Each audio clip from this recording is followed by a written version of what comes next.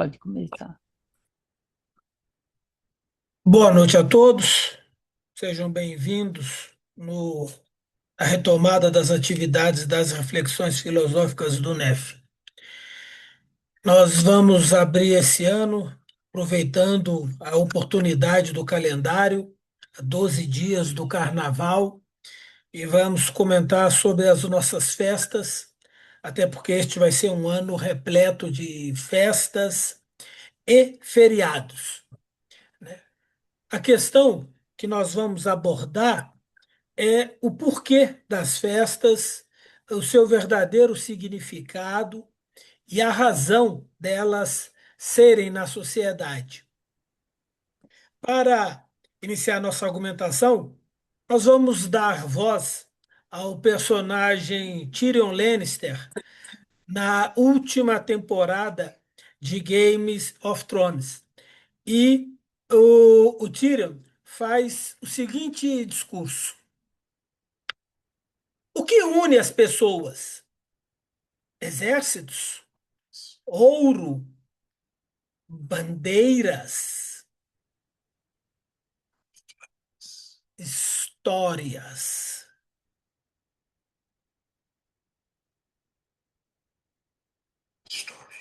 Não há nada no mundo mais poderoso do que uma boa história. Nada pode impedi-la. Nenhum inimigo pode derrotá-la. E quem tem uma história melhor do que Bran, o Quebrado? Ele é a nossa memória, o guardião de todas as nossas histórias. Guerras, casamentos, nascimentos, massacres, pragas, vitórias, derrotas. Nosso passado. Quem melhor para nos conduzir para o futuro? É interessante a argumentação do Tyrion, porque ele está chamando a atenção para o papel das histórias. Ele está chamando a atenção para a importância dos mitos. Nós gostamos de pensar que somos uma sociedade bem moderna, industrializada, científica e que estamos libertos dos mitos. E isso é uma grande ilusão. Os mitos estão onipresentes no nosso dia a dia, na nossa sociedade. Muito daquilo que nós chamamos da nossa convivência social, da cultura, né, da nossa sociedade, ainda está arraigada em mitos, ainda está arraigada em histórias antigas e que, por vezes, nós perdemos a perspectiva da história, esquecemos a história, né? E como já alertou o filósofo Santana, quando nós esquecemos a história passada, nós estamos condenados a repetir os mesmos erros. Então, é necessário manter os eventos pretéritos em perspectivas, como Tyrion chama a atenção, né, para justamente podermos olhar para o futuro e vermos que caminhada vamos seguir diferente, né, para a jornada que se abre, né? O mito é uma forma de pensamento que está entranhada nos indivíduos. É a primeira forma de pensamento simbólico. Ele é a razão de ser das sociedades. Muito antes de qualquer outra construção cognitiva, de qualquer outra construção teórica, nós tínhamos mitos, vivíamos em função dos mitos. O mito, ele é uma verdade intuída, né? O mito não é fantasia, ele não é uma elucubração. O mito, ele emerge a partir da observação do mundo natural. Intui-se que por trás de toda a fenomenologia do mundo natural existe uma razão, uma ordem, um logos. E a primeira tentativa dos homens para entender, né, a natureza, para entender toda a fenomenologia, foi justamente o pensamento mítico. Joseph Campbell nos ensina que os mitos são histórias da nossa busca da verdade, de sentido e significação através dos tempos.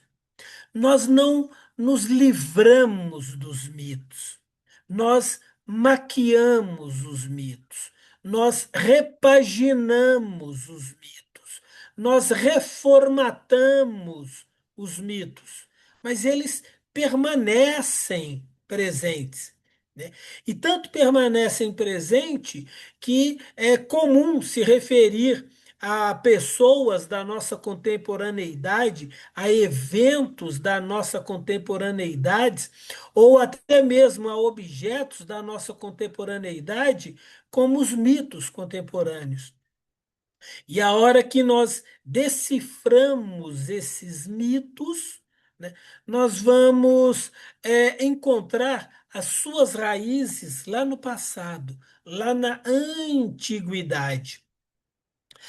Mitos nos levam às histórias.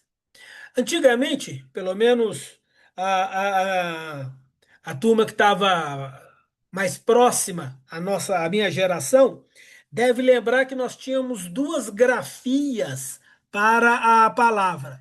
Nós tínhamos a grafia registrada, com HI, como está no slide, mas nós também tínhamos uma grafia que foi proscrita nos dicionários de história, com ES. Né? O idioma anglo-saxão ainda mantém as duas grafias, né? Eles têm as histories e a history, né? Para fazer essa diferença. Né? A língua portuguesa acabou reunindo as duas grafias e os dois sentidos, né, numa única forma normativa. Mas esses mitos, essas histórias, pretendem narrar como as coisas foram.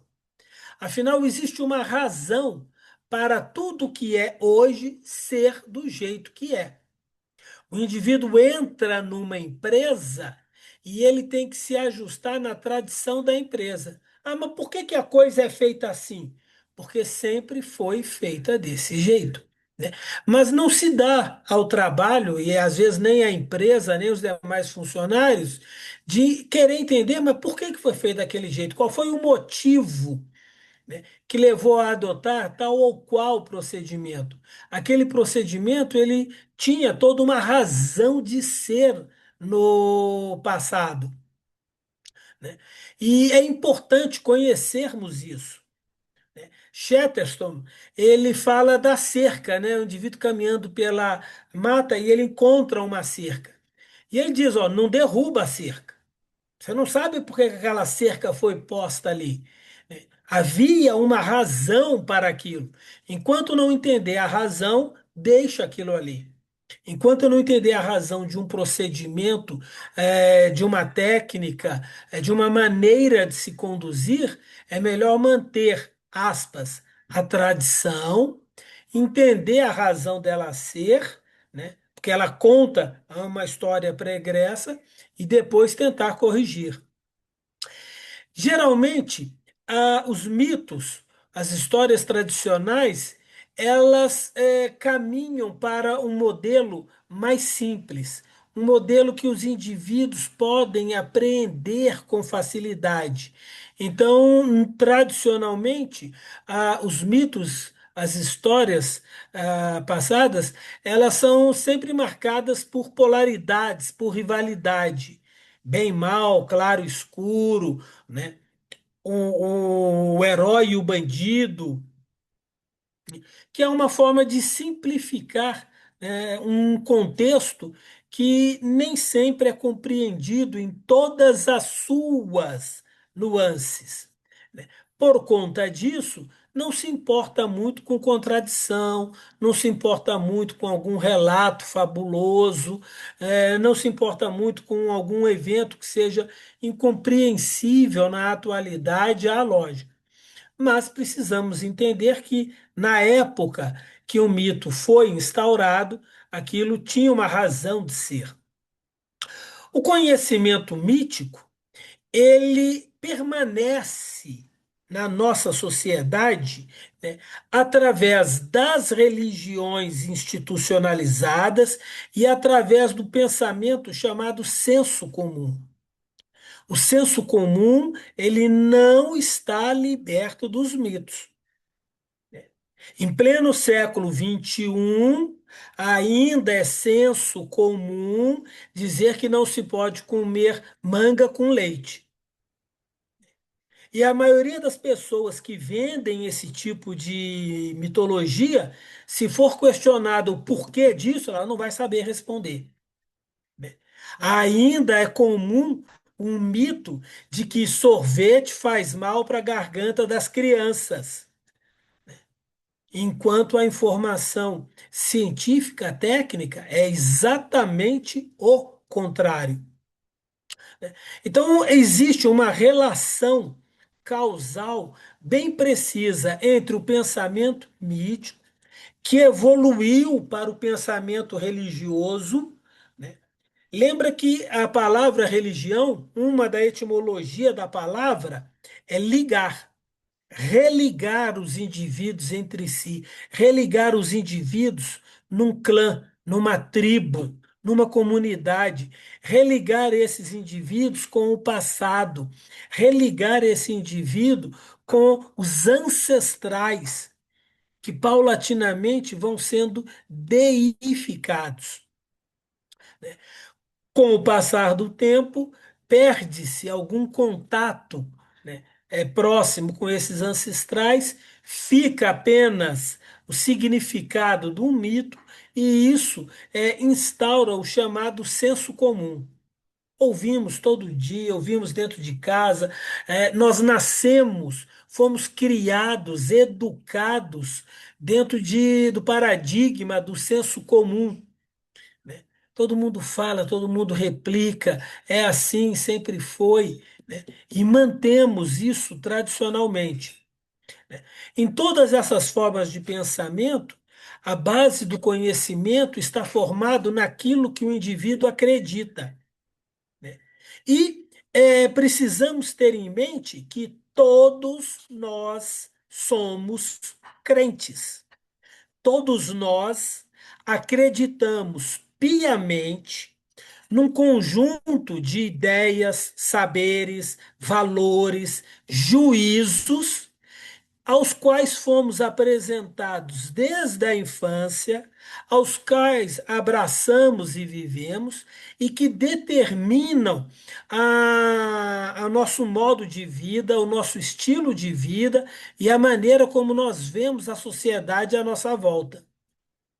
Por isso que é tão difícil mudar, né, a nossa forma de pensar, porque implicaria em abdicar em todo esse conjunto de crenças que nós trazemos ao longo da educação, né? Em termos de evolução, daqui a pouco isso vai fazer mais sentido, né? A transmissão era inicialmente oral, através das narrativas, os rapsodos, né? Posteriormente, ela evoluiu para as escrituras, os textos religiosos, né, o texto sagrado, né, e esse texto sagrado acabou sendo, aspas, corporificado na sociedade como uma tradição, né? E vive-se dentro de uma tradição. E tradições não são questionadas, né? O indivíduo aprende aquilo, ele mantém a tradição, né? Quem tenta romper com a tradição acaba enfrentando, inclusive, problemas. Então, o mito está entranhado na nossa sociedade e entre nós. E nós vivemos essencialmente em função dos mitos. As nossas festas, as festas que nós comemoramos, com exceção de umas duas ou três que foram invenções mercadológicas dos últimos 100 anos, né? As festas tradicionais que nós comemoramos, Todas elas são celebrações muito antigas, ligado aos ciclos da natureza, ligados às estações do ano, né? E estas tradições, elas tinham uma razão de ser, porque elas marcavam aquilo que os indivíduos experimentavam, né, na vida, no dia a dia deles, né? Infelizmente para nós, né, precisamos ir visitar a Miriam.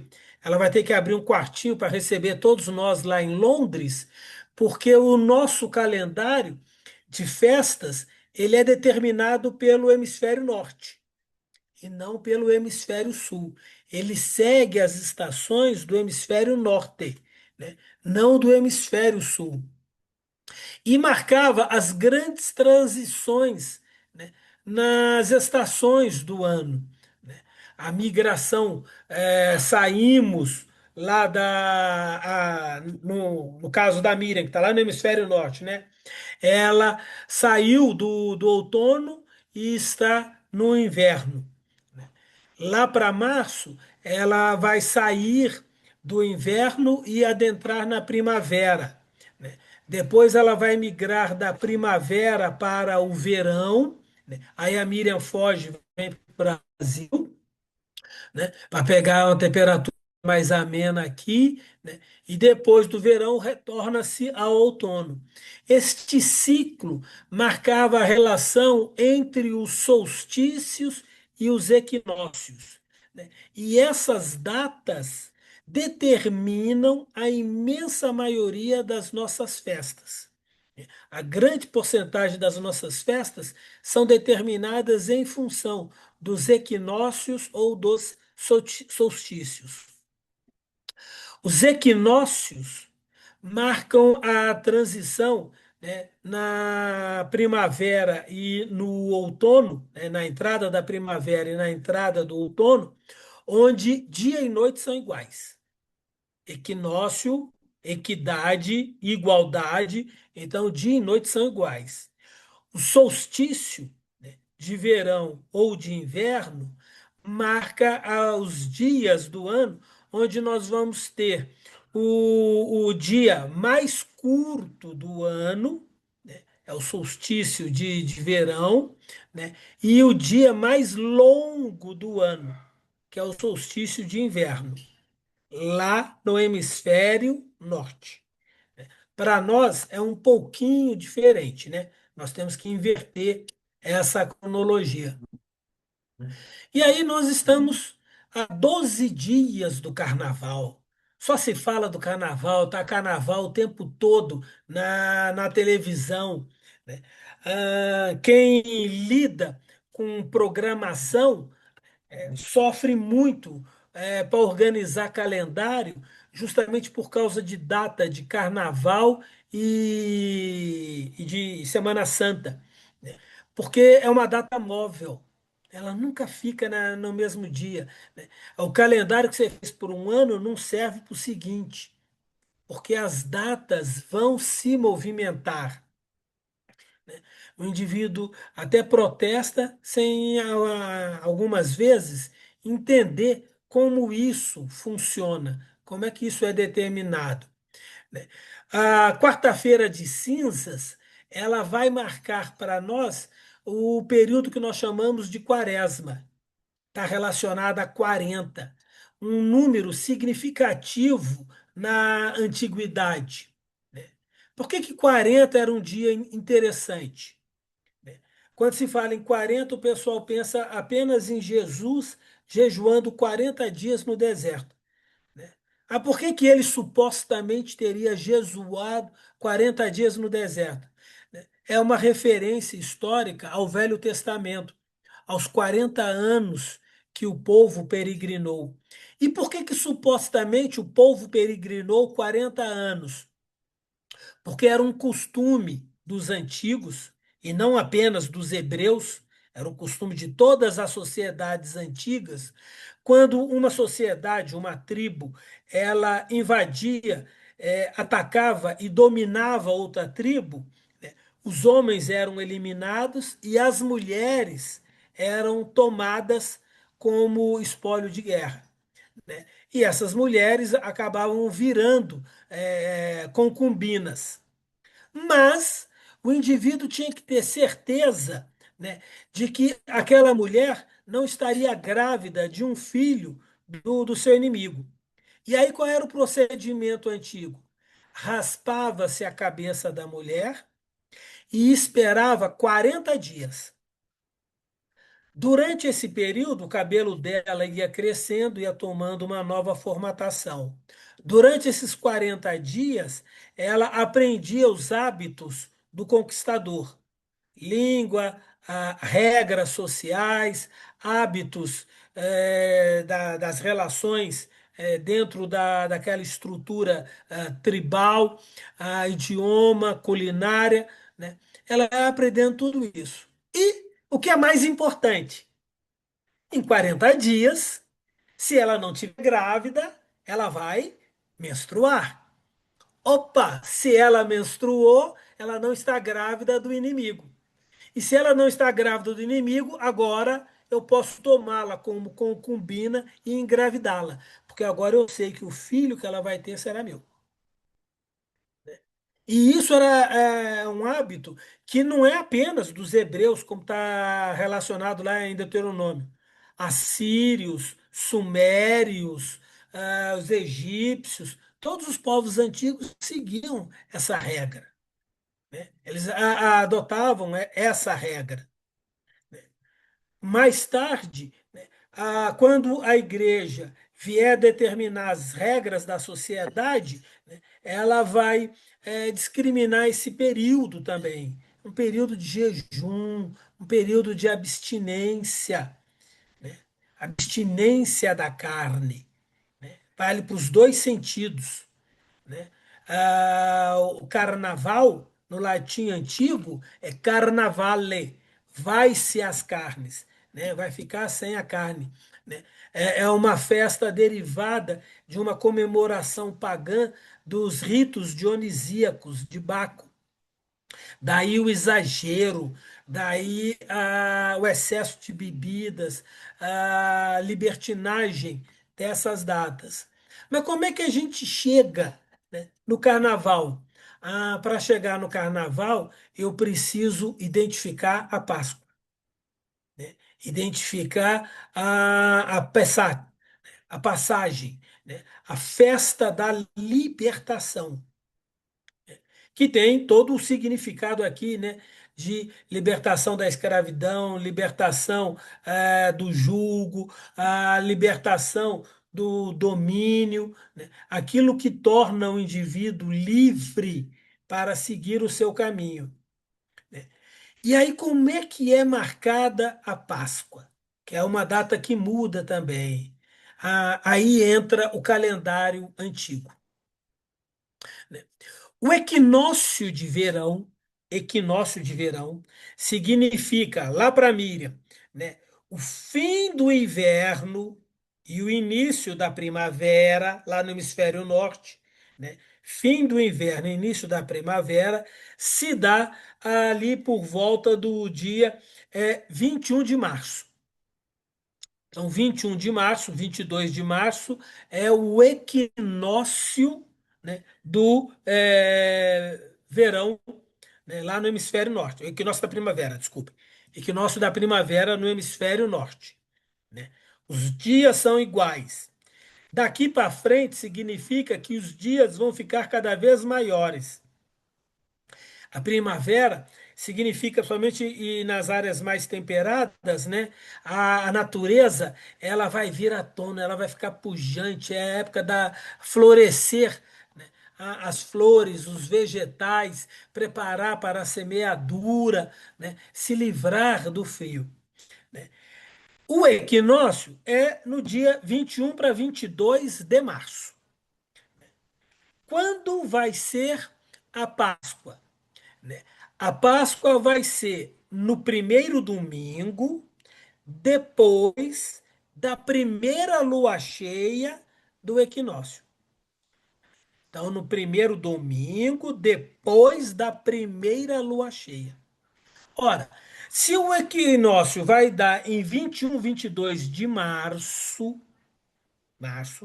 né, a primeira lua cheia, né, ela vai ocorrer, né, em 1º de abril. 1º de abril, esse ano. Está lá no calendário solar, ó, né, calendário lunar. Tá? A primeira lua cheia vai dar em 1º de abril. O domingo de Páscoa vai ser no próximo domingo. Esse ano é dia 5 de abril. Esse ano é 5 de abril. Então, nós temos 5 de abril, domingo de Páscoa. Uma semana antes do domingo de Páscoa, nós temos domingo de Ramos, a entrada de Jesus em Jerusalém, né, a festa de Ramos, que este ano vai ser em 29 de março. 29 de março. Do dia 29 de março, nós contamos 40 dias para trás. Ao contarmos 40 dias para trás, a terça-feira de cinzas vai cair na terça 17 de fevereiro. Então, terça 17 de fevereiro é terça-feira de carnaval, né? E aí marcamos os 4 dias da festa: terça, segunda, domingo e sábado. E é estipulado o carnaval. Observa pelo gráfico como esse calendário é lunar, que ele vai mudando, né, conforme as estações da Lua. Ele não é um calendário determinado pelo Sol. Significa que o equinócio, né, da primavera, ele vai se dar de novo em 21 de março do ano que vem. Mas a primeira lua cheia vai cair em outra data diferente. Aí a data vai mudar. Então, quem tem que fazer o calendário, ele precisa fazer todo esse cálculo. Primeiro, ele tem que calcular a data da Páscoa, achar o domingo de Ramos, voltar 40 dias, aí ele marca a festividade de carnaval. E aí, a hora que ele soltar o calendário do ano que vem, o calendário que foi feito para as atividades desse ano não vai servir para o do ano que vem. Na sequência, nós temos uma série de outras comemorações antigas que nós acabamos incorporando sem entender exatamente o porquê dessas comemorações. Pentecostes supostamente marca os 50 dias em que Jesus acompanhou os apóstolos, né, depois da crucificação, né, marca também o dia em que os apóstolos foram tomados pelas línguas de fogo, né, ele é contado 50 dias, né, após o domingo de Páscoa. E aí tem outro feriado que a maioria de nós não presta muito atenção, né, que vai ser o feriado de Corpus Christi, né? E o feriado de Corpus Christi, ele vem exatamente 60 dias depois da quinta-feira que antecede a Sexta-feira Santa. Presta atenção que todo feriado de Corpus Christi é numa quinta-feira. Quando vai ser o feriado de Corpus Christi de 2027? Eu ainda não sei o dia, mas sei que vai ser numa quinta-feira. Todo feriado de Corpus Christi é numa quinta-feira, né? A quinta-feira que antecede a Sexta-feira Santa. É 60 dias depois, né? Que antecede o domingo de Páscoa. Então, as datas são determinadas por eventos passados. As sociedades antigas, todas elas mantinham uma tradição de culto à deusa mãe. Observe quantas sociedades, quantas culturas, e todas elas cultuando a deusa mãe. Porque aqueles povos eram agrários. eles estavam muito próximo da Terra, da fenomenologia da Terra, né? Eles conviviam com as estações do ano, né? A mãe Terra era que nutria, que alimentava, né? A terra produzia os seus frutos, assim como a mulher dá luz aos seus frutos, né? Daí o culto à deusa mãe, a deusa terra, né? E ela era cultuada, era venerada, né? Em todas as sociedades antigas, em todas as sociedades tribais. Ah, mas a gente não cultua mais deusa mãe. Quem disse? Quem disse que nós não cultuamos deusa mãe? Da onde veio o culto e a adoração a Nossa Senhora? A Nossa Senhora não é uma invenção da Igreja Católica, né? Ela não foi criada por uma teologia católica. Os hindus, né, já reverenciavam a deusa Devaki, né, mãe do deus Krishna. Os sumérios reverenciavam Namu, uma divindade suméria. Os egípcios cultuavam Íris. Né? Observa a representação de Íris amamentando Horus, Devak amamentando Krishna, Namu, né, amamentando o deus sumério Enlil. Qualquer coincidência com Maria, né, amamentando Jesus não é coincidência, é cópia, é plágio, né? É uma ideia que já estava presente, é uma história mitológica que já vinha presente em todas as sociedades, né, e que foi incorporada. Assim como foi incorporado o dilúvio, assim como foi incorporada as grandes migrações e outras datas. Pensa-se numa data como a devoção mariana, né? Mas ela retrata uma história muito mais antiga, uma história que remete ao culto da deusa mãe. É uma data que pode mudar conforme a cronologia de cada sociedade. Essa é uma data bastante móvel mesmo entre povos, entre sociedades, entre culturas. Mas o significado é sempre o mesmo. Natal, ficamos esperando o Natal. Ah, o Natal comemora o nascimento de Jesus. Não. Fantasia, mito, de novo é cópia, de novo é plágio, é plágio. Foi tomado sem pedir licença, né, de uma comemoração pagã.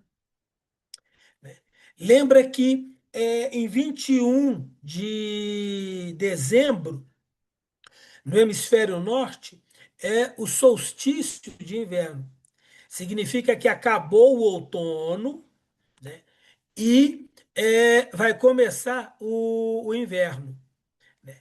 Nessa transição, aquele dia é o dia mais curto do ano. É o dia mais curto do ano. Consequentemente, é a noite mais longa do ano. E a noite, para os antigos, era cheia de medos, né? Terrores. Passado o solstício do inverno, os dias começam lentamente a ficar um pouco maiores. A noite vai diminuindo e os dias começam a ficar lentamente maiores. Significa que o sol está voltando. O sol está renascendo. O sol está reaparecendo. Era a festa do deus Sol Invictus, do deus Mitra, a celebração de Apolo ou Hélios. E aí, né, a hora que a igreja precisou de uma data para a festividade de Jesus, né, ela simplesmente se apropriou da festa do Sol Invictus. Alguém já achou a certidão de nascimento de Jesus? Em qual livro? Onde é que está escrito? Em qual evangelho? Né? Quando ele nasceu? Não existe essa cronologia. Não existe essa suspeição. No máximo, a única referência cronológica de Jesus é relativa à crucificação que se deu durante o final de semana da festividade da Páscoa. Ora, se ele morreu, em algum momento ele precisou nascer. Então vamos gerar uma data de nascimento. Como Jesus é o sol, né, para a nova sociedade, para um novo mundo, né, aquele que trouxe o sol, que veio tirar o homem da treva, da ignorância, redimir o homem, né, da vida passada pecaminosa, nada melhor que se apropriar do simbolismo do sol invicto. Hoje, nós não sabemos quem era Sol Invictus, hoje nós não sabemos quem era Mitra, mas há 2000 anos atrás, a festa já existia. Eu simplesmente superpor sobre a data, né, um novo significado, né, é algo simples, é algo natural, é algo comum. E lentamente as pessoas vão aceitando. Os mais antigos não vão gostar, vão achar isso feio. Os novos, que ainda não estão totalmente presos às tradições, não vão ligar, né? Com o passar dos anos, os antigos saem de cena, os novos se tornam os anciãos daquela sociedade, conviveram 3, 4, 5 décadas com esse novo significado, passaram a aceitar esse significado e transmitiram para os seus descendentes. 20 séculos depois, o sentido inicial foi perdido, foi esquecido. Manteve-se a mesma data com uma nova formatação. Ela foi simplesmente repaginada. As festas, elas são importantes. Elas não são triviais. Elas não são coisas bobas, tolas. Elas não podem e nem devem ser eliminadas, né? Por que que elas são importantes? Porque são exatamente estes eventos históricos que preservam a identidade, a memória, a cultura de um povo. Lembra que foi essa fala do Tyrion Lannister quando abrimos a preleção? Ele é a nossa memória, o guardião de todas as nossas histórias. Guerras, casamentos, nascimentos, massacres, pragas, vitórias, derrotas. As festas, elas preservam toda essa identidade, fazem parte da cultura de um povo. Está entranhado na tradição, está entranhado, né, na sociedade, no linguajar comum.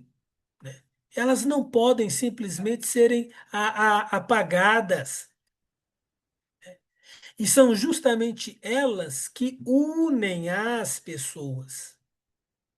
São justamente elas que fortalecem esses laços.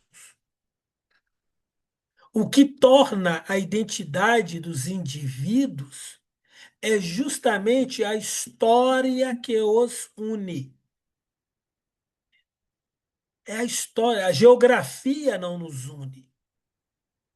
A geografia não faz sentido, mas a história faz sentido. Nós somos unidos pela nossa história. Quando nós nos ufanamos de ser brasileiros, nós o fazemos a partir de uma perspectiva histórica, que essa é a nossa história, que é diferente da história dos argentinos, é diferente da história dos ingleses, é diferente das histórias dos franceses, é diferente das histórias dos russos. Aqueles que compartilham uma mesma história compartilham essa identidade. Por que que as festas são tão importantes? Como elas celebram um pensamento mítico que evoluiu para a religiosidade, para as religiões, né? Elas celebram uma fé, um conjunto de crenças e valores que são reforçados e revividos a cada comemoração festiva. Em cada festa, principalmente quando ela tem um viés de tradição, um viés religioso, né, ela reforça um conjunto de crença e de valores. Nós adoramos a Deusa Mãe. Nós cultuamos a Deusa Mãe. Nós elaboramos a Deusa Mãe dentro de um culto mariano. E esse culto mariano, nós reforçamos e revivenciamos ele todo dia, 12 de outubro. E aí tem toda a cerimônia, né, relacionada ao dia de Nossa Senhora. Assim como vai ser para a Páscoa, assim como vai ser para o Corpus Christi, assim como vai ser para o Natal. É uma manifestação da cultura, né? E o sagrado, ele está imiscuído no popular. Só na cabeça do técnico, só na cabeça do especialista, só na cabeça do exegeta é que a gente separa o sagrado do profano. O indivíduo comum, o senso comum, não separa sagrado do profano. É por isso que os corintianos de plantão que estão comemorando hoje falam da nação corintiana, falam da religião corintiana. Eles falam de uma história cultural. Você nunca viu o sujeito, não sabe o que ele é, não tem a mínima referência dele. Mas se os dois se esbarrarem no metrô, no ônibus, em qualquer lugar, e estiverem vestindo a camisa do Corinthians, os dois vão se tratar, vão se respeitar, né? Vão manter uma relação como se fossem amigos de longa data, porque compartilham a mesma manifestação cultural. E justamente porque isso e cria um laço de identidade. Isso cria uma questão de identidade, né? O coitado do carioca que, porventura, mora ou está em São Paulo hoje, né, não pôde sair com a camisa do Flamengo na rua. Porque é óbvio, ele vai ser visto como estranho, como diferente. E como ele é estranho e ele é diferente, ele tem que ser mantido longe, tem que ser mantido à parte. Porque ele não pertence a essa cultura. E assim as festas, elas mantêm essa manifestação cultural. E isso fortalece a questão da identidade. E à medida que fortalece a identidade, isso promove a união comunitária, né? Os indivíduos se fortalecem através da história. Volta um pouquinho na história. Observa o argumento, o discurso, a retórica dos líderes populistas, dos líderes militares, convocando os indivíduos para as campanhas militares. Apela para a questão comunitária, a questão de identidade. O indivíduo pertence àquela sociedade. E se você pertence àquela sociedade, não tem como você se furtar a esse compromisso. E isso está registrado historicamente em todas as sociedades, culturas, e permanece sendo assim até o dia de hoje. Permanece sendo assim até o dia de hoje.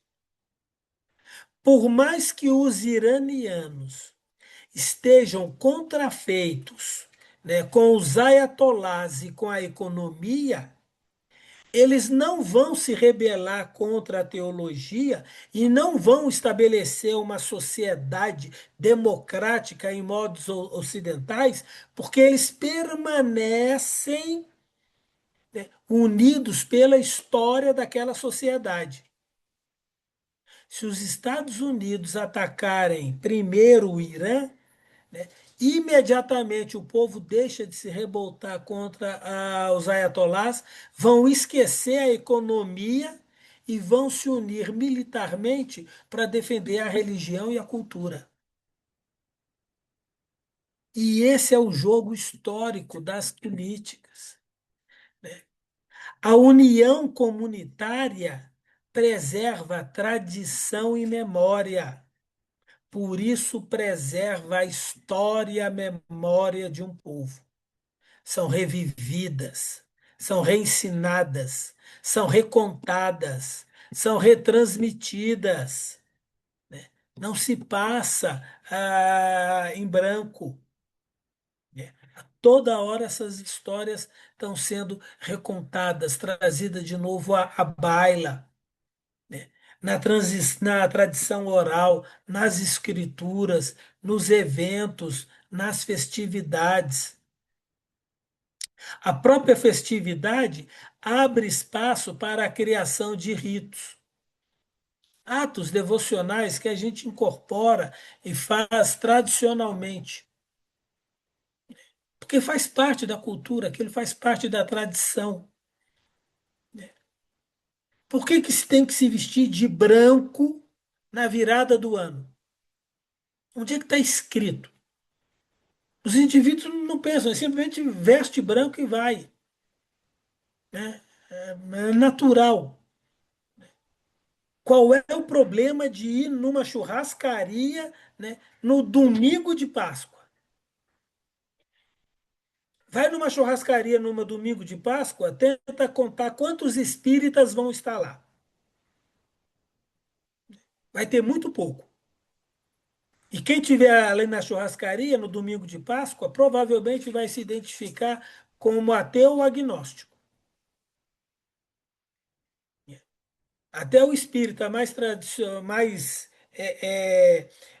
digamos, estudado, provavelmente no domingo de Páscoa ele vai comer uma bacalhoada. É ritual, é cultural. Cresceu dentro disso, viveu dentro disso. Na casa da vovó era assim, na casa da mamãe era assim, né? Mantém a tradição e não pensa e não questiona. E este histórico todo, essa união comunitária toda, né, isso gera impacto social. E quando os indivíduos aprenderam o valor do impacto social, aí eles começaram a fomentar cada vez mais as festas.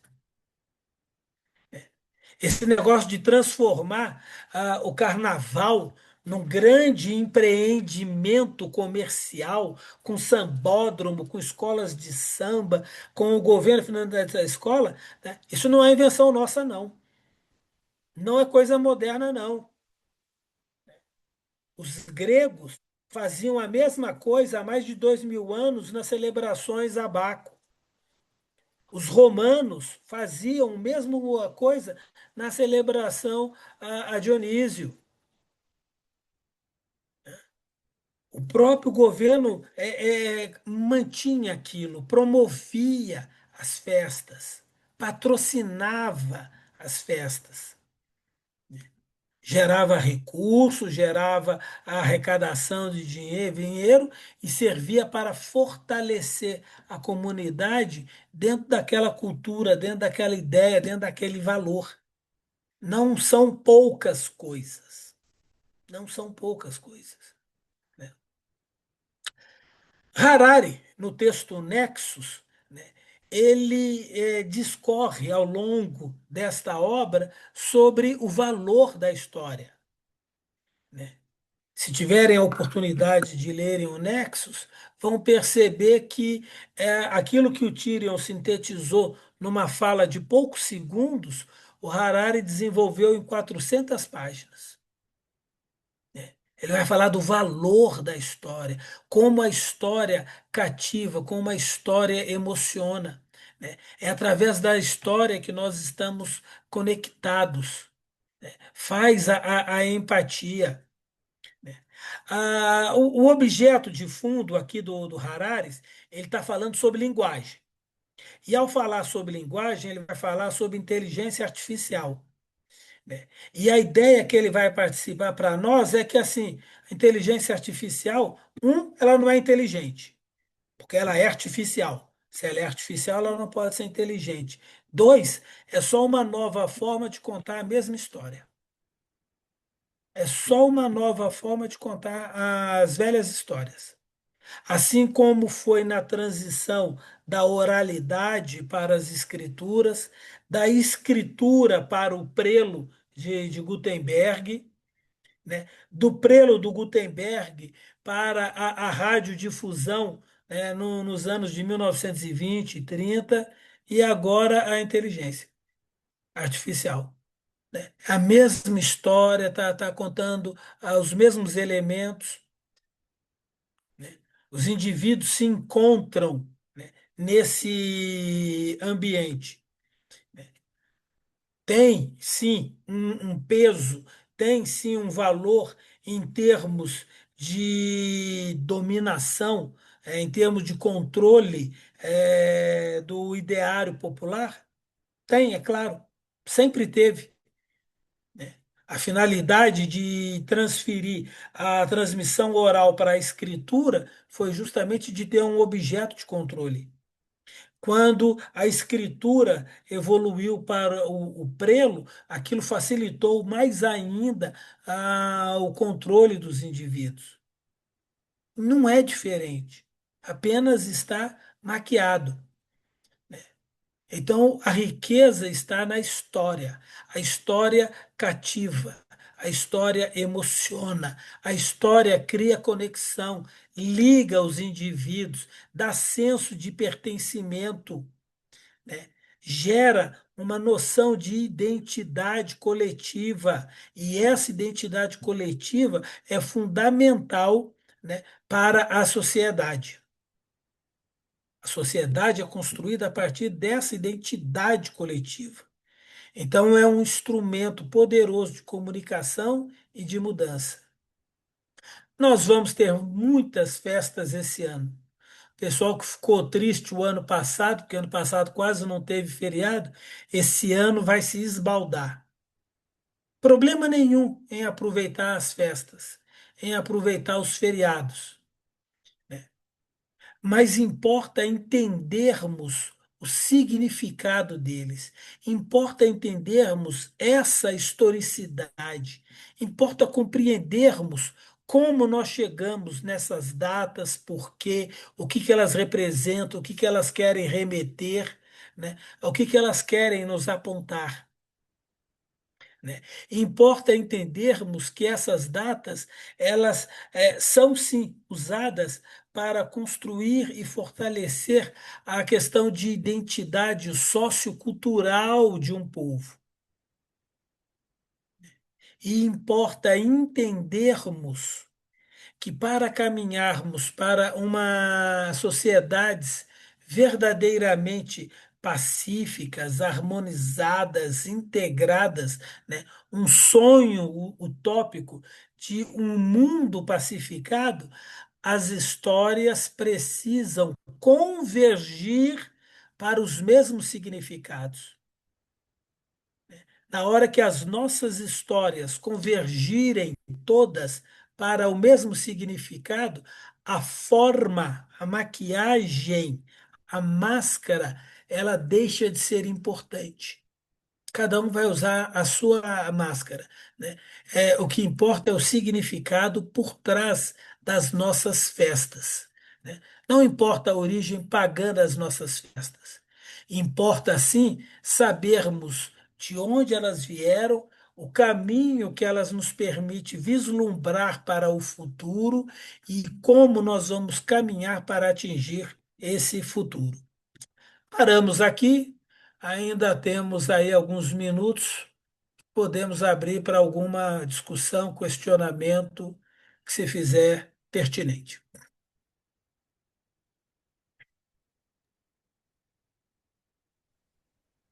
Ilian, Eliane, uma das duas Está ficam de aberto, partida. né? O Francisco aí já quer fazer pergunta. Vamos lá, Chico. Boa noite a todos. Boa noite, Davi. E muitas vezes nós pensamos que realmente nós não fazemos nenhum rito, não fazemos nada, não temos ritos nem nada, né? Mas quem aqui não comemora o aniversário, por exemplo? Quem aqui não apaga a velhinha? Quem não faz o bolo? Por que tudo isso? Em vez de um bolo, por que não a feijoada? Em vez da velhinha, eu vou gastar com velhinha, vou comprar uma latinha de cerveja, qual é o negócio? Né? Todos nós fazemos alguma coisa, mesmo inconscientes. Fizemos isso sempre, sempre vamos fazer, né? Não, agora eu estou comemorando 70 anos, 80, então é melhor, tem que fazer uma festa melhor ainda, né? Talvez a festa em si, a comemoração, por estarmos aí vencendo, conseguindo ficar bastante tempo, festa de aniversário de casamento. Eu só dei um exemplo do aniversário, que realmente todos nós Uhum. comemoramos, né? O espírita mais convicto, vamos dizer, mais estudado, como estava falando, ele vai apagar a velhinha. Não tem, né? Ele vai apagar a velhinha. É, é, é, então, tem tantas coisas ainda, isso foi só um exemplo, né? Mas nós temos muito disso aí. É a história que permeia a sociedade, faz parte do senso comum, e porque crescemos e fomos educados nesse senso comum, ele ainda está em nós, ele subsiste em nós. E não vamos ser inocentes, não. 3 aninhos de filosofia espírita não serve de nada para corrigir isso. Talvez 30 anos de filosofia bem estudada e aprofundada, a gente consiga começar a romper alguma dessas ideias, né? Isso demanda muito tempo para despertarmos para este verdadeiro significado das nossas crenças, valores, juízos, tradições, costumes, hábitos. Bom, nós temos religiões, elas têm festas que umas têm determinadas festas que as outras não têm. O Uhum. judaísmo celebra coisas que o catolicismo não celebra. A mesma coisa é o islamismo, a mesma coisa são todas as religiões. Pensando naquilo que você falou, que seria melhor e teríamos talvez mais harmonia se todas as festas fossem o mesmo significado e a mesma ideia, o mesmo significado, ou seja, que todo mundo estivesse celebrando a mesma coisa no mesmo dia, teríamos harmonia, teríamos maior compreensão entre, entre os povos, entre as religiões, entre as pessoas. É um agente que promove esse entendimento. O judeu comemora a Páscoa e ele mantém o respeito tradicional dos 40 dias que o povo migrou pelo deserto, né? Essa é festa hebraica. Não. A festa é sociedade. O Islã faz a mesma coisa. O islamismo ele tem a mesma celebração, só que ele chama de Ramadã. Sim. O Ramadã tem um período de jejum que corresponde à quaresma, né? Os dias que os indivíduos fazem jejum penitencial, e quando acaba o Ramadã, ele tem a grande celebração, como se fosse a ceia pascal, né? É a mesmíssima É a celebração. mesma festa, mas as datas não coincidem. Sim, as datas, a exemplo dos cultos marianos, a festividade de Natal, né? A gente fala 25 de dezembro, mas só vale para católico, apostólico romano e pentecostais, né? Sim, Os ortodoxos, os gregos, e outras denominações comemoram em datas diferentes sim. e supostamente são cristãos, né? A data é um evento menor que faz sentido dentro daquela sociedade, dentro daquela cultura. Sim. Aquela cultura, aquilo faz este significado.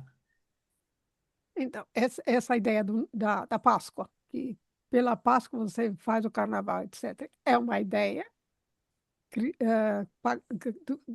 não sei se é do catolicismo, não é, é pagã, É pagã. é pagã. O, o, o carnavale, né, equivale à festa antiga dos bacantes, né, culto a Baco, culto a Dionísio. Era uma festa pagã e era uma festa móvel, né? Sim, A Páscoa era uma celebração hebraica, também uma festa móvel. Quando a religião católica ela se uniu ao Estado, né, se uniu a Roma por volta do século 3, 4 depois de Cristo, ela precisava lidar com essas comemorações. Proibir era improdutivo. Proibir ia criar revolta, ia criar mais problemas. Então precisava dar uma releitura, uma repaginada, né, e integrar essas festas. E aí ele incorporou as duas festas, né, e simplesmente fez um ajuste de calendário. sim, Como nós fazemos assim até hoje, né? Nós fizemos isso, por exemplo, com 20 de novembro, que era dia de zumbi e agora virou dia da consciência negra. Era uma data de determinados nichos socioculturais que foi se alargando, foi incorporada pela macro-sociedade para criar um espaço de aceitação, de convivência, de harmonização. Aí foi repaginado, por isso que mudou de nome, deixou de ser dia de zumbi, passou a ser consciência negra. Você repagina a data e dá um novo significado. O Dia dos Mortos também, né, Davi? Finados também foi repaginado. Foi repaginado porque era a Foi data de comemoração das do bruxas. Fogo das Bruxas. É, E aí precisou ser repaginado dentro de uma visão mais católica. é.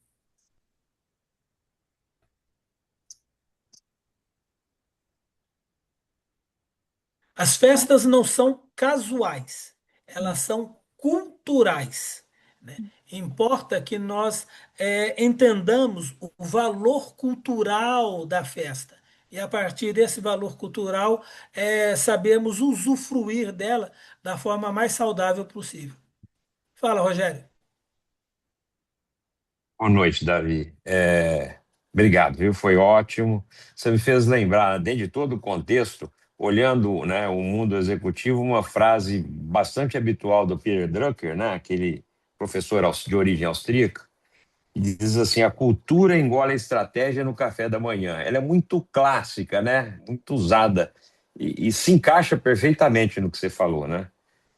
A cultura engole a estratégia no café da manhã. Correto.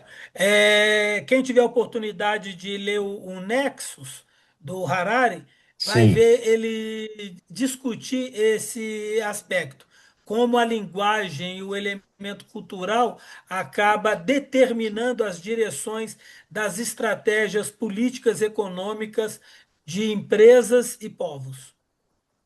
Sim.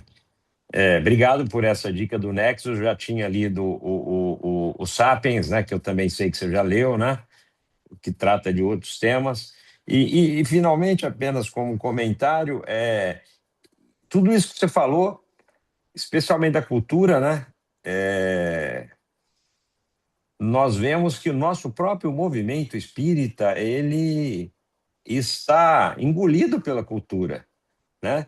A cultura da tradição do que foi vindo ensinado lá em dado momento XYZ, para não espichar muito o assunto, substituiu a doutrina espírita.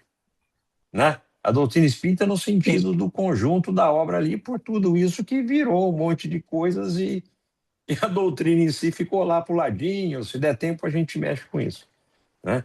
Você falando, eu estava vendo esse cenário desenhando, porque nós estamos num ambiente espírita agora na nossa conversa, né?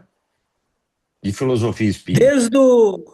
Desde o Deolinda Amorim, lá nos anos 50, 60, passando pelo Herculano Pires, né, Rizzini e outros pensadores mais profundos, nós temos esse chamado de atenção do quanto da pureza doutrinária acabou sendo sacrificada e perdida dentro de uma ideia popular de espiritismo.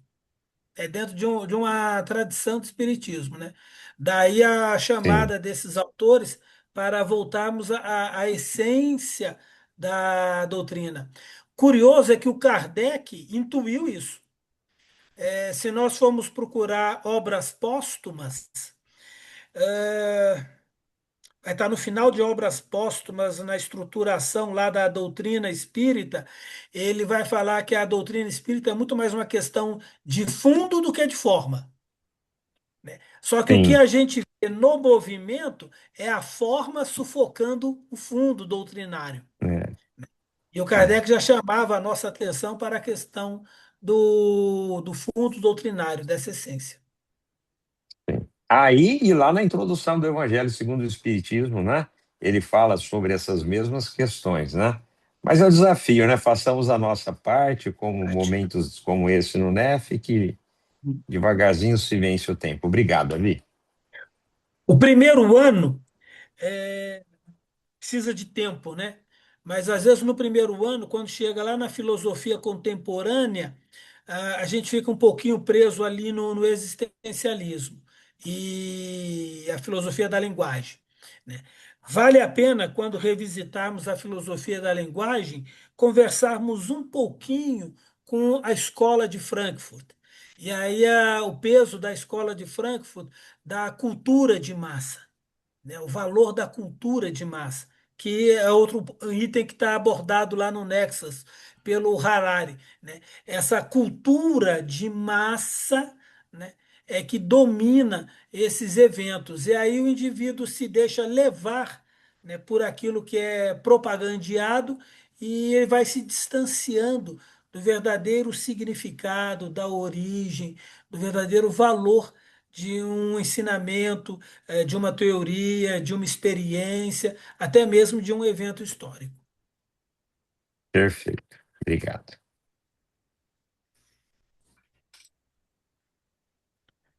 A cultura passa a ser banalizada, né? Ela passa a ser desvalorizada, de uma certa forma. Com alguns viés da escola de Frankfurt, sim, Sim, a intenção até é essa. Assim como era a intenção dos imperadores ao promover 30 dias de circo romano com pão e show gratuito, sim, né? Era o mesmo objetivo. sim, sim. Não é novo, a história só é Não, reformatada. ela se repete o tempo todo. E a gente não aprende. A gente não aprende. Demora muito para aprender. Nossa, A gente desencarna antes.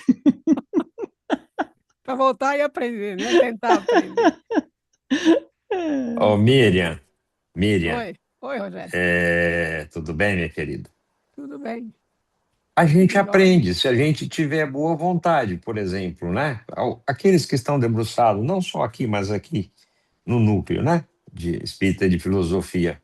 O quanto se abre do pensamento do indivíduo depois ele cursar só o primeiro ano, né? E ao longo do primeiro ano, do segundo, aquele que vai completar lá os 3 anos e que vai refletir sobre tudo aquilo que é material para uma vida inteira, né? E a partir daí eu acredito que fique bem difícil para o indivíduo que de fato reflete sobre cada coisa que está sendo ensinada aqui no núcleo, não tem como continuar. É muito é complexo, é difícil, é uma contradição insuportável o indivíduo continuar com os mesmos comportamentos a partir do momento que ele é exposto a esse tamanho conhecimento, né? de forma bastante organizada e pedagógica que não tem nem como não refletir. Você é impelido a refletir. E aí você muda, né? Já nessa existência, se tiver boa vontade. Quando eu falo que a gente não aprende, é que para você realmente mudar, você tem um tempo. Ninguém muda da noite para o dia. É, tem que exercitar o Não, aprendizado, não inclusive, tem né? como. Então, esse aprender é quando você realmente exerce, exemplifica e É, é o homem velho para o homem novo. é. Mas É o aprender com dois S. o espaço entre o velho e o novo é enorme. Entendeu? Nós sabemos o que devemos fazer, mas muitas vezes a gente não faz. Paulo já falava isso, né? Né? Como nós. Então, fica. Acho que É nesse sentido, entendeu? tá Fala, Paulo. foi muito esclarecedor, né? E realmente o Davi estruturou de forma interessante, muito, tá? Grandiosa, vamos dizer assim, fácil de entender. Inclusive, está colocando uma plataforma para fundamentar aqui no Roda Viva. Vamos ver o que o nosso amigo Nicoleles vai falar, né? É, Sobre justamente essa. Quando ele coloca lá, ele colocou lá na chamada que a inteligência artificial não vai substituir a inteligência humana. É justamente essa fundamentação, né, que o Davi colocou agora, né? Ou seja, é um revestimento, né? É uma plástica que vai se fazendo, né? Eu tenho a impressão que ele já até antecipou aqui, o Davi, o que ele vai falar, a fundamentação do que ele vai colocar, né? Mas depois a gente vai confirmar se É, exatamente isso ou não. é reprise ou é outro episódio? Porque ele Exa- teve no Roda Viva no final do ano passado, abordou esse tema e fez essa declaração. né? é. Não sei se Exatamente. é reprise ou se é uma continuação. Exato. Isso aí. Um dos problemas da inteligência artificial é que ela é manipulável.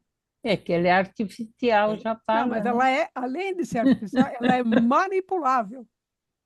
Entendeu? Como as escrituras foram manipuladas, Sim, como ela o é prego foi manipulável. manipulado e como Ela a é, radiodifusão foi e é manipulada. é manipulável. Você pode manipular ela para aquilo que for do teu interesse. E as grandes corporações de inteligência artificial conseguem manipular isso e você nem percebe. Esse é um da grande confusão e do grande perigo da inteligência artificial. É você manipular ela e você não percebe e entra no jogo. Entendeu? Não é só coletar dados e depois te dar uma resposta. Não, eu coloco a resposta que eu quero que você ouça. Entendeu? Você manipula ela. Você manipula. Que, é, que muita gente está fazendo hoje, tranquilamente. Faz, ok? Só um detalhe, inclusive essa questão que foi abordada da a cultura implícita né, no povo, nas comunidades. Eu acho que a nova estrutura política que está ocorrendo agora está batendo, né, está excluindo totalmente isso, está ignorando com o propósito de tentar conquistar mais vezes, porque que o Davi colocou aí dos iranianos, né? Realmente, eles têm um apego, um envolvimento com a parte cultural, né? E exatamente é isso, né? Eu acho que a geopolítica nova, né? A pretensão da nova geopolítica não está levando em conta isso, né? Ou está tentando confrontar e não vai conseguir, né? É. Eu quero falar uma coisa. É, Interessante, Davi, porque você vê que o que a gente tem ainda hoje é o que a gente trouxe dessa época pagã. Se você pegar o deus Thor, depois o Júpiter, depois, depois você pegar o deus grego e você pegar o deus católico de Davi, são todos iguais. Então, nós mudamos muito pouco, né?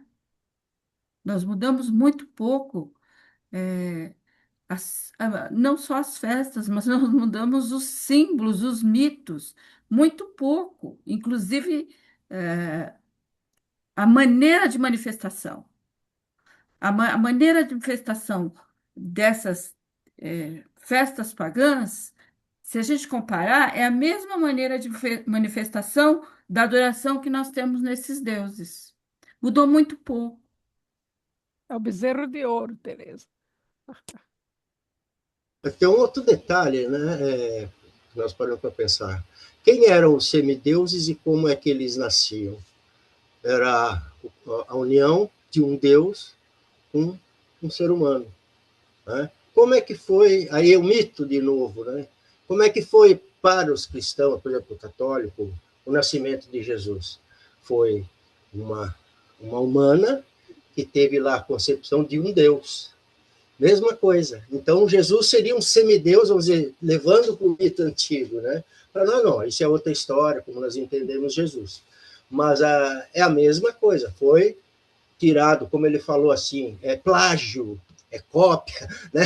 Como o Davi falou. E realmente, é muita coisa.